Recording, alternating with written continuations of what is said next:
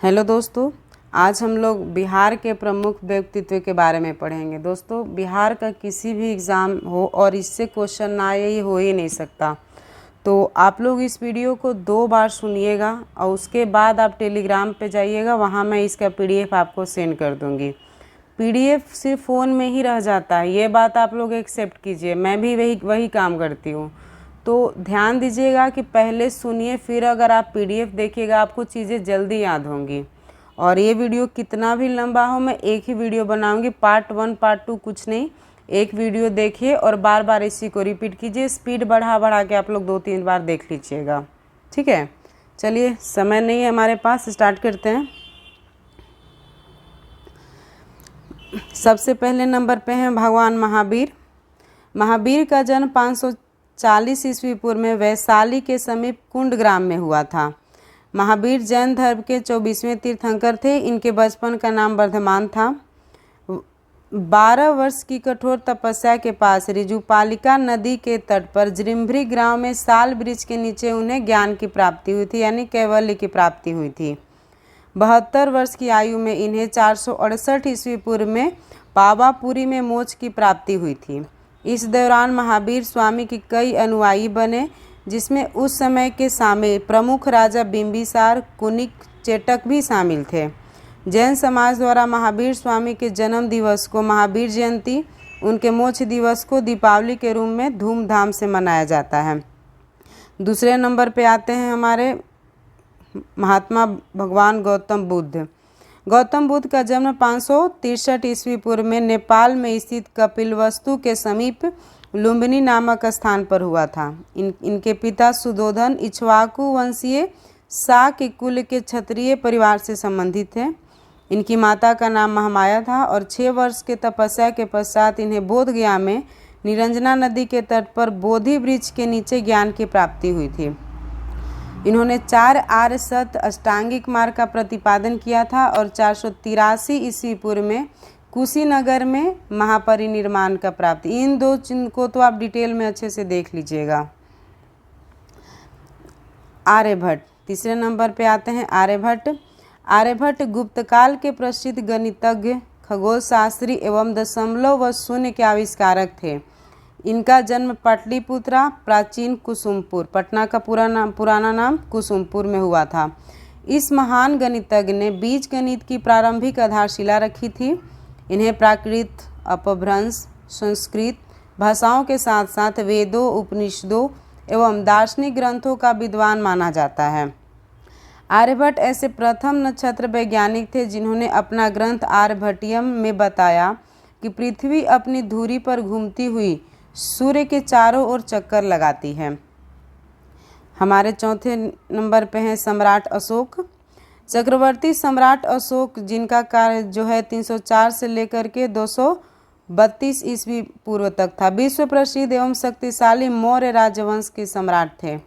अशोक का पूरा नाम देवनाम प्रिय अशोक मौर्य था, जिनको राजा प्रियदर्शी अर्थात देवताओं का प्रिय भी कहा जाता था। अशोक अपने पिता बिंदुसार के बाद मगध की गद्दी पर बैठा। ये बिंदुसार और बिंबिसार में कंफ्यूज मत होइएगा, ठीक है। बिंबिसार जो थे वो हर्यक वंश के थे, ये बिंदुसार जो थे वो मौर्य वंश के थे, तो कंफ्यूजन बिल्कुल भी नहीं रखिएगा। बिंदुसार के बाद मगध की गद्दी पर बैठा, जिसका शासनकाल 269 ईस्वी से लेकर के 232 ईस्वी पूर्व तक था। इनका साम्राज्य उत्तर में हिंदुकुश की श्रेणी से लेकर दक्षिण में गोदावरी नदी के दक्षिण तथा मैसूर तक था। पूर्व में बांग्लादेश से लेकर के पश्चिम में अफगानिस्तान एवं ईरान तक विस्तृत था।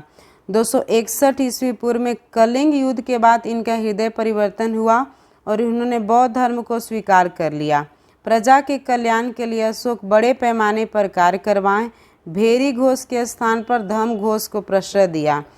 इनके समय पाटलिपुत्रा में तृतीय बौद्ध संगति का आयोजन हुआ था। नेक्स्ट हैं चाणक्य। चाणक्य चंद्रगुप्त मौर्य के महामंत्री के साथ साथ राजनीतिक गुरु एवं पथ प्रदर्शक भी थे। वे कौटिल्य एवं विष्णु शर्मा के नाम से भी जाने जाते हैं। इन्होंने नंद वंश का नाश करके चंद्रगुप्त मौर्य को राजा बनाया। इनके द्वारा रचित अर्थशास्त्र में मौर्य प्रशासन का विस्तृत जानकारी दिया गया है। इस प्रकार अर्थशास्त्र को मौर्यकालीन भारतीय समाज का दर्पण कहा जाता है। नेक्स्ट है याज्ञवल्क्य। याज्ञवल्क्य का वर्णन रामायण, महाभारत एवं अनेक महापुराणों में मिलता है, जो विदेह के राजा जनक के समकालीन थे। योग दर्शन के प्रणेता याज्ञवल्क्य ने अनेक ग्रंथों की रचना की, जिसमें याज्ञवल्क्य स्मृति, बृहदारण्यक, शतपथ ब्राह्मण आदि ग्रंथ शामिल है। मोस्ट इम्पोर्टेंट, आगे बढ़ते हुए 7 नंबर पे है शेरशाह। अफगान शासक शेरशाह, जिसका मूल नाम क्या था, फरीद खां, जन्म 1472 ईस्वी में बाजवाड़ा पंजाब में हुआ था। शेरशाह के पिता हसन खां सासाराम के जागीरदार थे। शेरशाह सूरी ने पहले बाबर के लिए एक सैनिक के रूप में कार्य किया था, जिन्होंने उसे पदोन्नति कर सेनापति बनाया और फिर बिहार का राज्यपाल नियुक्त किया। सन 1539 में शेरशाह को चौसा की लड़ाई में हुमायूं का सामना करना पड़ा, जिसमें शेरशाह विजयी हुआ। 1540 में शेरशाह ने हुमायूं को सरहिंद के युद्ध में पुनः पराजित कर भारत छोड़ने पर विवश कर दिया और शेर खान की उपाधि संपूर्ण उत्तर भारत में सूर साम्राज्य की स्थापना की। शेरशाह से संबंध जानकारी का महत्वपूर्ण स्रोत अब्बास खां शेरवानी की रचना तारीख़ शेरशाही में है। नेक्स्ट हमारे हैं 8 नंबर पे आए हैं गुरु गोविंद सिंह। गुरु गोविंद सिंह सिख पंथ के 10वें तथा अंतिम गुरु थे। इनका जन्म 22 दिसंबर 1662 ईस्वी को बिहार के पटना साहिब में हुआ था। इनके पिता का नाम गुरु तेग बहादुर था। इन्होंने 1675 ईस्वी में अपनी गद्दी संभाली थी और 1708 में नांदेड़ में एक अफगान द्वारा इनकी हत्या कर दी गई। इन्होंने सिखों के लिए 5 ककार, केस, कंघा, कड़ा, कृपान और कच्छा को अनिवार्य कर दिया। उनके द्वारा खालसा पंथ की शुरुआत हुई। इन्होंने अपने बाद सिख संप्रदाय में गुरु परंपरा को समाप्त कर दिया और उसकी जगह पर ग्रंथ साहिब को ही सिखों का गुरु मानने की सलाह दी। इन्होंने सिख साम्राज्य को मुगल साम्राज्य से संघर्ष के लिए तैयार किया, पाहुल प्रथा का प्रचलन किया। 9वें नंबर पे आते हैं डॉक्टर राजेंद्र प्रसाद। डॉक्टर राजेंद्र प्रसाद भारत के प्रथम राष्ट्रपति थे, जिन्हें देश रत्न के नाम से भी जाना जाता था। इनका जन्म 3 दिसंबर 1884 को बिहार के सिवान जिले के में स्थित जीरादेई नामक ग्राम में हुआ था। बंग भंग आंदोलन से प्रभावित होकर 1906 में इन्होंने पटना कॉलेज के हॉल में अपने नेतृत्व में बिहारी छात्र सम्मेलन का प्रथम अधिवेशन आयोजित किया था। 1910 में ये गोपाल कृष्ण गोखले से मिलकर वे देश सेवा की ओर उन्मुख हुए और 1917 में महात्मा गांधी के साथ सक्रिय रूप से चंपारण सत्याग्रह में भाग लिया। 1934 में कांग्रेस के 48वें अधिवेशन में इन्हें कांग्रेस का अध्यक्ष चुना गया था और वर्ष 1946 से 47 तक इन्होंने संविधान निर्मात्री सभा की अस्थायी अध्यक्षता की और संविधान निर्माण में महत्वपूर्ण भूमिका निभाई। इन्होंने 3 बार भारत के राष्ट्रपति के रूप में शपथ ग्रहण की और 1962 में इन्हें भारत रत्न की उपाधि दी गई। हसन इमाम हमारे 10वें नंबर पे आते हैं हसन इमाम। हसन इमाम वरिष्ठ बैरिस्टर और राष्ट्रवादी नेता थे। इनका जन्म 31 अगस्त 1871 को जिला पटना के नियोरा में हुआ था। इनके पिता इमदाद इमाम थे। ये वर्ष 1912 में कलकत्ता हाई कोर्ट के प्रथम बिहारी न्यायाधीश नियुक्त किए गए। वर्ष 1921 में बिहार एवं उड़ीसा विधान परिषद के प्रथम उपाध्यक्ष निर्वाचित हुए थे। इन्होंने असहयोग आंदोलन के विचारधारा का विरोध किया तथा खिलाफत आंदोलन का पुरजोर समर्थन किया। वह वर्ष 1930 में सविनय अवज्ञा आंदोलन में शामिल हो गए और पटना में गठित स्वदेशी लीग के सचिव चुने गए। इन्होंने विदेशी वस्तुओं के बहिष्कार और खादी के प्रयोग के लिए सक्रिय रूप से अभियान चलाया। इससे पहले वह 1927 में बिहार में साइमन कमीशन के बहिष्कार की सफलता के वास्तविक सूत्रधार थे। अब हमारे नेक्स्ट हैं सच्चिदानंद सिन्हा। डॉक्टर सच्चिदानंद सिन्हा भारत के प्रसिद्ध सांसद, शिक्षाविद, अधिवक्ता एवं पत्रकार थे। इनके साथ ही वे भारत के संविधान सभा के प्रथम अध्यक्ष भी थे। बिहार को बंगाल से पृथक राज्य के रूप में स्थापित करने वाले लोगों में उनका नाम सबसे प्रमुख है। 9 दिसंबर 1946 को आयोजित संविधान सभा अधिवेशन की अस्थायी अध्यक्षता करने का गौरव प्राप्त हुआ। वे प्रथम भारतीय थे जिन्हें गवर्नर हाउस ऑफ लॉर्ड्स का सदस्य एवं प्रीवी काउंसिल हेतु सदस्यता प्रदान की गई थी। सत्येंद्र प्रसाद सिन्हा प्रथम गवर्नर के रूप में इनकी नियुक्ति की गई। प्रथम भारतीय गवर्नर के रूप में इनकी नियुक्ति की गई थी। सत्येंद्र प्रसाद सिन्हा बंगाल के एडवोकेट जनरल थे। वह पहले भारतीय थे जिन्हें वायसराय की काउंसिल में विधि सदस्य के रूप में प्रवेश दिया गया था। प्रथम विश्व युद्ध के पश्चात इन्हें लॉर्ड की उपाधि दी गई। वह under secretary of state for India के रूप में नियुक्त कर दिए गए। वर्ष 1919 के भारत सरकार अधिनियम के अंतर्गत 29 दिसंबर 1920 को इन्हें बिहार एवं उड़ीसा का गवर्नर नियुक्त किया गया और 1921 में उन्होंने अपने पद से त्यागपत्र दे दिया। अब नेक्स्ट है कि मौलाना मजहरुल हक। मौलाना मजहरुल हक का जन्म 22 दिसंबर 1869 को पटना जिले के ब्रह्मपुर थाने के मनेर में हुआ था। ये वकालत की शिक्षा प्राप्त करने के उद्देश्य से इंग्लैंड गए और वहीं से उन्होंने संपूर्ण भारत को एक मंच पर लाने के उद्देश्य से अंजुमन इस्लामिया नामक एक संगठन भारत आने से पूर्व वर्ष 1903 में छपरा नगर पालिका के उपाध्यक्ष चुने गए और 1919 में बिहार कांग्रेस कमेटी के उपाध्यक्ष निर्वाचित हुए। 1 दिसंबर 1916 को बिहार में होम रूल रिंग की स्थापना के समय इन्हें सभापति के रूप में चुना गया। असहयोग आंदोलन और खिलाफत आंदोलन में भी इन्होंने सक्रिय भूमिका निभाई थी। इन्होंने द मदरलैंड नामक पत्र प्रकाशित किया। पटना में इन्होंने सदाकत आश्रम की नींव रखी तथा बिहार विद्यापीठ के संस्थापक कुलाधिपति रहे। महात्मा गांधी ने इन्हें देश भूषण की उपाधि दी थी।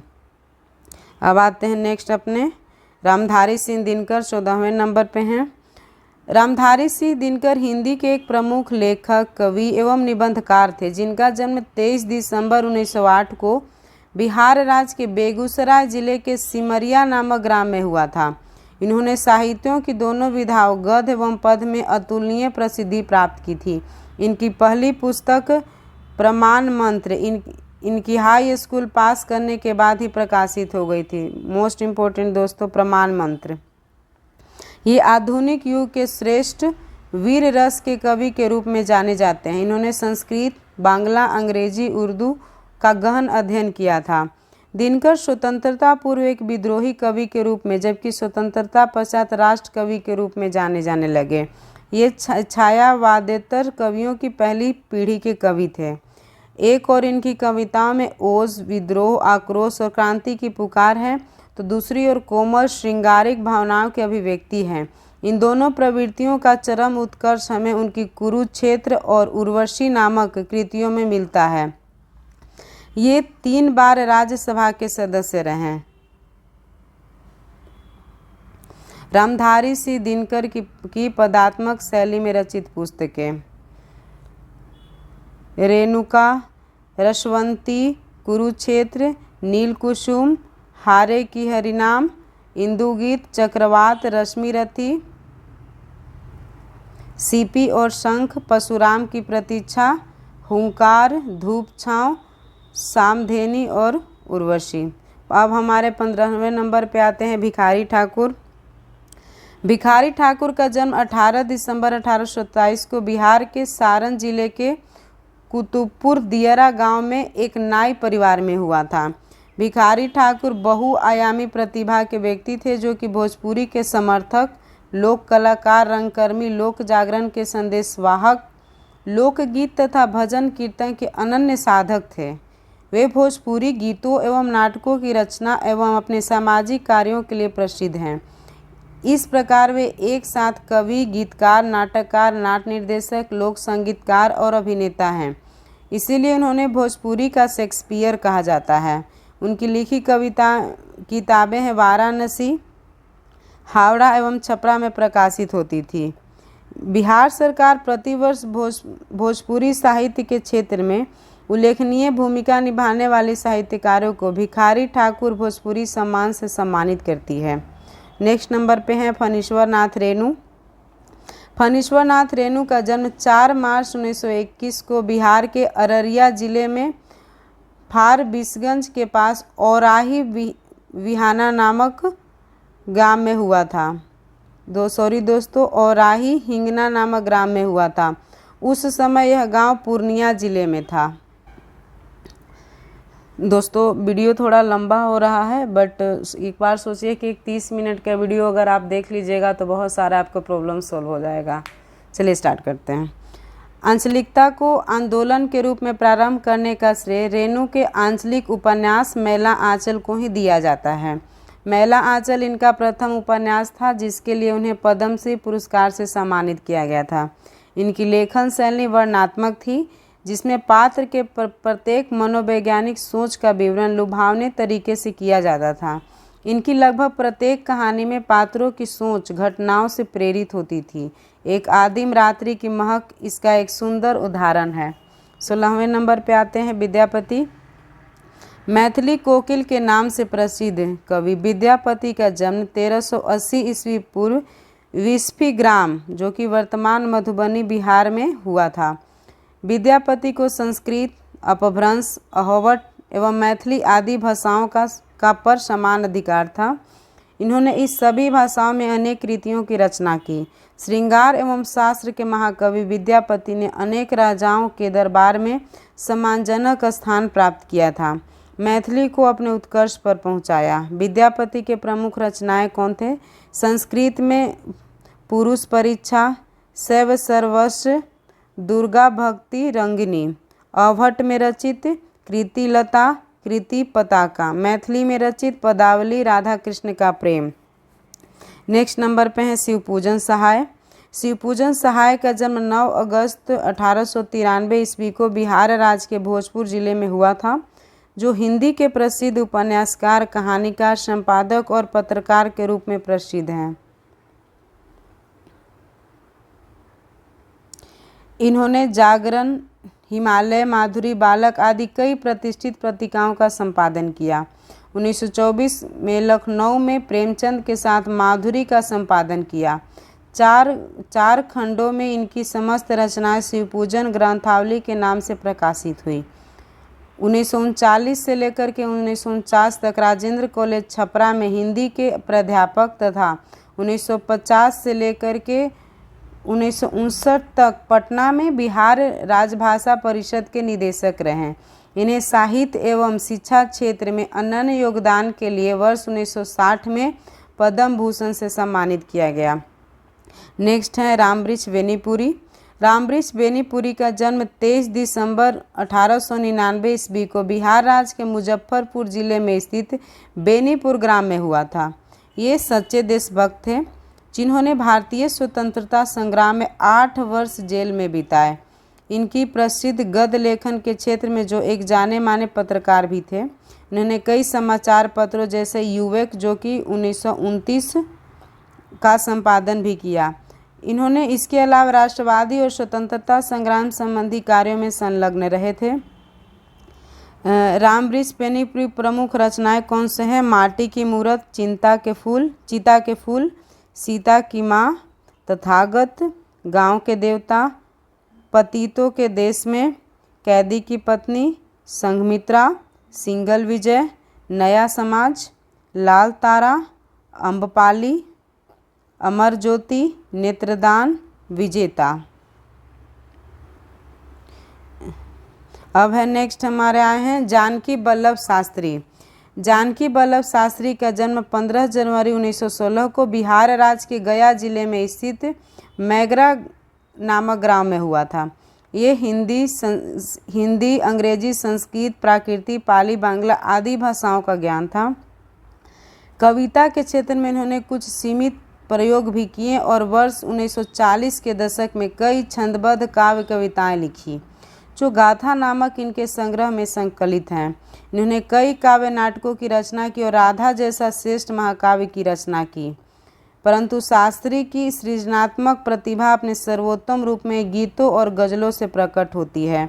कई पुरस्कार भी मिल चुके हैं, जैसे बिहार शासन, उत्तर प्रदेश शासन, चैम्बर ऑफ नॉर्थ बिहार पुरस्कार इत्यादि। जानकी वल्लभ शास्त्री की प्रमुख संकलन काकली, राधा, संगम, धूपवटी, रूपकुरूप, मेघगीत, उत्पल दल, गया, अवंतिका, श्याम संगीत। ये तो हुआ आपका इनका काव्य संकलन। और जानकी वल्लभ शास्त्री की गद्य क्या क्या है? आलोचन, श्रमी प्रस्थ साहित्य, साहित्य दर्शन, मन की बात, चिंताहास और हंस बुलाया। अब आगे हम लोग बढ़ते हैं, नागार्जुन के बारे में जानते हैं। नागार्जुन का असली नाम वैद्यनाथ मिश्र था, परंतु हिंदी साहित्य में इन्होंने नागार्जुन तथा मैथिली में यात्री उपनाम लिखे से रचनाएं की। हिंदी साहित्य में नागार्जुन और मैथिली में यात्री। इनका जन्म वर्ष 30 जून 1911 को बिहार राज्य के मधुबनी जिले में हुआ था। मधुबनी जिले के सतलखा नामक ग्राम में हुआ था। आरंभ से ही इनका जीवन संघर्षमय रहा, इसी कारण इनकी रचनाओं में मानवीय दुख, अभाव एवं संघर्ष की कहानी प्रतिबिंबित होती है। नागार्जुन की पहली प्रकाशित रचना एवं मैथिली कविता जो कि 1929 में लहेरियासराय से प्रकाशित मिथिला नामक पत्रिका में छपी थी। इनकी पहली हिंदी रचना राम के प्रति नामक कविता थी, जो कि 1934 में लाहौर से निकलने वाले साप्ताहिक पत्रिका विश्वबिंदु में छपी थी। साहित्य अकादमी पुरस्कार से सम्मानित नागार्जुन हिंदी के अतिरिक्त मैथिली, संस्कृत एवं बांग्ला में मौलिक रचनाएं भी की तथा संस्कृत, मैथिली एवं बांग्ला से अनुवाद कार्य भी किया। इस प्रकार ये अनेक भाषाओं के ज्ञाता, प्रगतिशील विचारधारा के साहित्यकार थे। दोस्तों अब ज़्यादा नहीं बचा है, चलिए बने रहते हैं। 21 नंबर पे आते हैं डॉक्टर अनुग्रह नारायण सिंह। इनका जन्म 18 जून 1827 को बिहार राज्य के औरंगाबाद जिले के पोयवर नामक ग्राम में हुआ था। इन्होंने अंग्रेजों के विरुद्ध महात्मा गांधी एवं राजेंद्र प्रसाद के साथ चंपारण से अपना सत्याग्रह आंदोलन प्रारंभ किया।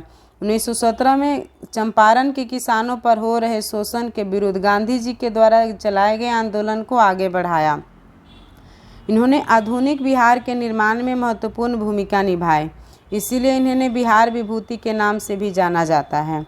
1922 में गया में हुए राष्ट्रीय कांग्रेस के अधिवेशन में स्वागत समिति के सदस्य बनाए गए और 1928 में हुई बिहार प्रदेश कांग्रेस कमेटी के अध्यक्ष निर्वाचित हुए।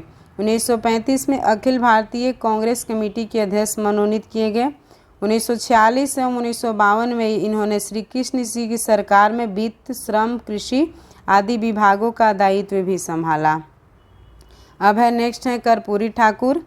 इनका जन्म 24 जनवरी 1924 को बिहार राज्य के समस्तीपुर जिले में स्थित पितौजिया नामक ग्राम में हुआ था, जिन्हें अब कर्पूरी ग्राम के नाम से जाना जाता है। वे भारत के महान स्वतंत्रता सेनानी, शिक्षक और राजनीतिज्ञ थे। बिहार की राजनीति के चाणक्य एवं स्वतंत्रता संग्राम के अमर सेनानी जननायक कर्पूरी ठाकुर सच्चे अर्थों में गरीबों के मसीहा थे। लोकनायक जयप्रकाश नारायण एवं समाजवादी चिंतक डॉक्टर राम मनोहर लोहिया उनके राजनीतिक गुरु थे।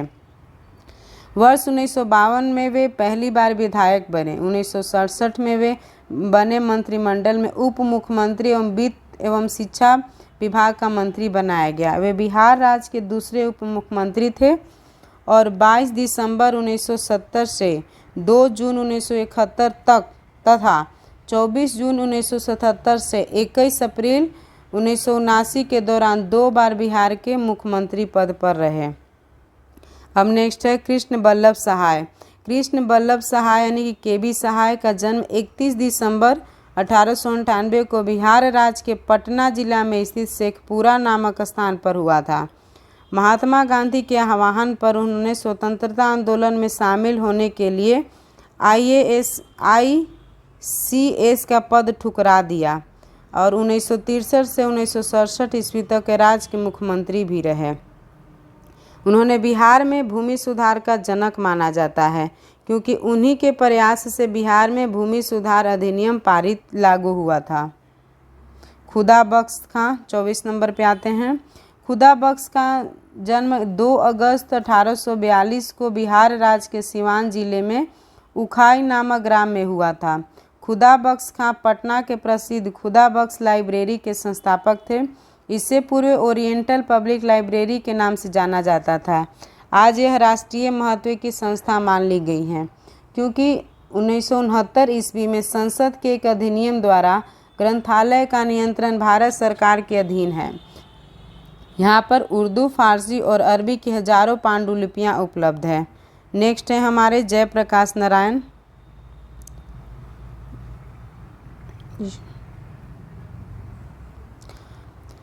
जयप्रकाश नारायण भारतीय स्वतंत्रता सेनानी, समाज सेवक, राजनेता एवं लोकनायक के नाम से भी जाना जाता है।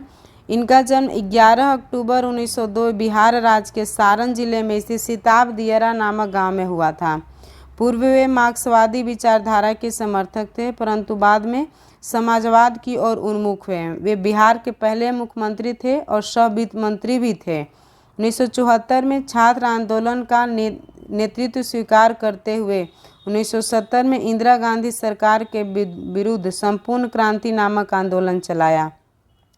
उन्हें समाज सेवा के लिए 1965 में मैग्सेसे पुरस्कार प्रदान किया गया। इसके अतिरिक्त 1999 में उन्हें मरणोपरांत भारत रत्न से सम्मानित किया गया। इनकी जीवनी पर आधारित जयप्रकाश नामक पुस्तक रामवृक्ष बेनीपुरी द्वारा प्रकाशित की गई है। दोस्तों अब ज़्यादा नहीं है, ओनली 5। 26 नंबर पे आते हैं दशरथ मांझी।